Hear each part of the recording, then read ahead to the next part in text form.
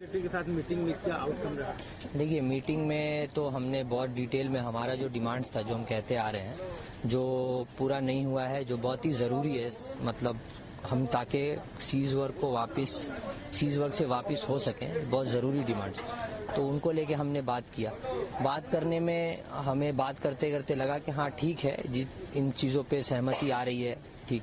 लेकिन जब वहीं पे उसको लिखित तौर पे देने की बारी आई मिनट्स के फॉर्म में, तो उसमें बहुत सारा परिवर्तन था। और जो हम जैसा मिनट्स चाहते थे कि जिन चीज़ों पर आप अग्री नहीं कर रहे हैं वो भी लिखिए, जिन चीज़ों पर बात हुई है वो भी लिखिए, तो वैसा मिनट्स हमें नहीं मिला। सिर्फ हमें ऐसा एक नॉर्मल मिनट्स नहीं मिला, मिनट्स हमें सिर्फ ऐसा ही मिल रहा था कि ये चीज़ें कुछ चीज़ें हैं जो इन पे बात हुई है। हम चाहते थे कि एक मिनट्स हमें जो अग्रीमेंट और डिसएग्रीमेंट, जो पिछला क्या कहते हैं मिनट्स था मुख्यमंत्री जी के साथ, वैसा मिले ताकि लोगों के सामने क्लैरिटी आए।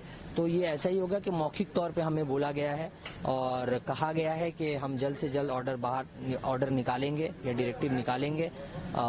तो हम इस चीज़ का अब इंतज़ार करेंगे। हमारे पास और कोई उपाय नहीं है कि हम सीज वर्क को कंटिन्यू करें और यहाँ पे प्रोटेस्ट कंटिन्यू करें जब तक ये चीज़ें क्लियर नहीं होती। ये किस चीज़ का? जहाँ तक हम लोग जानते हैं, आप जो डिमांड थी डीएचई की, डीएमई को हटाने के लिए, कुछ डिस्ट्रिक्ट को हटाने के लिए, कोलकाता पुलिस कमिश्नर को हटाने के लिए, ये सब तो पहली मीटिंग में मान ली गई थी। तो अब किस बात की डायरेक्टिव? देखिए, सबसे पहला जो हमारा वहाँ पे डिमांड ये भी था कि प्रिंसिपल सेक्रेटरी को अपने पद से हटाया जाए, क्योंकि स्वास्थ्य भवन जो है वो 4-5 सालों से ऐसा हालत है कि हर चीज़, मतलब स्वास्थ्य की सुविधा जो है वो यहाँ पे चरमराने की पोजीशन में है। तो हमारा पहला ये डिमांड था, जिसे ये कहा गया कि वो उस पर बात नहीं होगी, वो नहीं माना जाएगा। उसके बाद हमारी जो डिमांड थी वो बहुत डिटेल डिमांड हम लोग लेकर गए थे, ताकि पेशेंट और डॉक्टर और जो नॉर्मल लोग हैं उनको भी इसका फायदा हो, डॉक्टर्स को फायदा हो, नर्सेस को फायदा हो, जो स्टाफ है हेल्थ केयर वर्कर्स उनको तक फायदा हो। ये सारे डिमांड्स कि कैसे एक सेंट्रल रेफरल सिस्टम होना चाहिए, कैसे एक पेशेंट को बाहर ही पता चल जाना चाहिए कि क्या क्या बेड्स खाली हैं या बेड्स खाली हैं कि नहीं, किस डिपार्टमेंट में खाली हैं, इसके लिए एक इलेक्ट्रॉनिक बोर्ड और भी बहुत सारी चीजें सब। उसमें से सबसे इम्पोर्टेंट थ्रेट कल्चर भी था जो हमने डिस्कस किया, जिसका एक कारण अभया के साथ ये जो दुर्भाग्यपूर्ण घटना हुई है ये थ्रेट कल्चर के ही कारण है। इसको भी लेकर हमने डिस्कशन किया। उसके साथ ही साथ हमने रेसिडेंट डॉक्टर एसोसिएशन और काउंसिल, स्टूडेंट काउंसिल के इलेक्शन पर भी बात की, जो 2011 से ही बंद है, क्योंकि हमें हमेशा ही ऐसे रिप्रेजेंटेटिव्स मिले हैं जिन्हें हमारे ऊपर थोप दिया जाता है, जो हमारी बात नहीं सुनते और जो थ्रेट कल्चर के ही पार्ट बने रहते हैं। तो हमने ये सारे बातें रखी और कहा गया कि हाँ ये मान लिया जाएगा, ये भी मान लिया जाएगा। लेकिन जब वही लिखित तौर पे देने की बात आई डिटेल में कि ये चीज़ों पे बात हुई है, इन चीज़ों को माना गया है, तो वो हमें नहीं मिल पाया।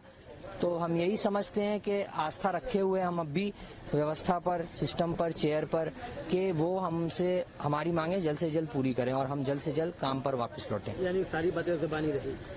हाँ, अभी ज़बानी ही रही। हम लिखित तौर पे कुछ भी बता नहीं पाएंगे कि ये क्लैरिटी है, क्योंकि ऐसा कोई डॉक्यूमेंट हमारे पास नहीं है, हमें नहीं मिला।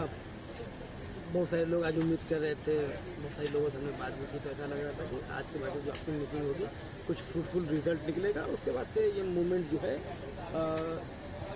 उसके आगे सोचा जाएगा कि इसको खत्म करना है कि नहीं करना है। अब क्या पोजीशन है? देखिए, हम भी यही सोच रहे थे कि हमारी आज मीटिंग हो और उसमें जो व्यवस्थाएं जो खराब हैं उन पर बात हो, उनका समाधान निकले, जिस तरह से हम जल्द से जल्द सीज वर्क खत्म करके काम पे लौट पाएं। क्योंकि ये सुप्रीम कोर्ट में भी बताया गया है कि हम लोग सीज वर्क क्यों कर रहे हैं। थ्रेट कल्चर, सुविधाएं, ये सब कुछ बहुत प्रेवलेंट है। ये मतलब सोचने में बस सिंपल लग सकता है कि काम पर क्यों नहीं वापस जा रहे हैं, लेकिन वही गुंडे जो पहले हमें धमका रहे थे जब हम ये आंदोलन कर रहे थे, वो आज भी खुलेआम घूम रहे हैं। तो इस बात की क्या गारंटी है कि अगर किसी फीमेल डॉक्टर को कल को कोई धमकी दे कि तुम रात में काम कर रही हो तो देख लेना, तो इस धमकी के लिए वो किसके पास जाएगी? ये तो अभी भी इसका आंसर नहीं है। ये हमें मौखिक तौर पे कहा गया है कि ये होगा, लेकिन हम जब तक हमें एक डायरेक्टिव ना मिले तो हम किस बात को लेकर पब्लिक के सामने या लोगों के सामने आएंगे कि हमने ये अचीव किया है या हमें ये मिला है सही तौर पे। तो हमारी डिमांड यही थी। और जब तक हमें डायरेक्टिव प्रॉपरली नहीं मिलता कि ये चीज़ें हुई, एक ब्लूप्रिंट नहीं आ रहा है, तब तक हम अपना ये आंदोलन कंटिन्यू करेंगे। और ये जो यहाँ पर हमने सिट इन प्रोटेस्ट किया हुआ है स्वास्थ्य भवन पे, वो भी कंटिन्यू करेंगे।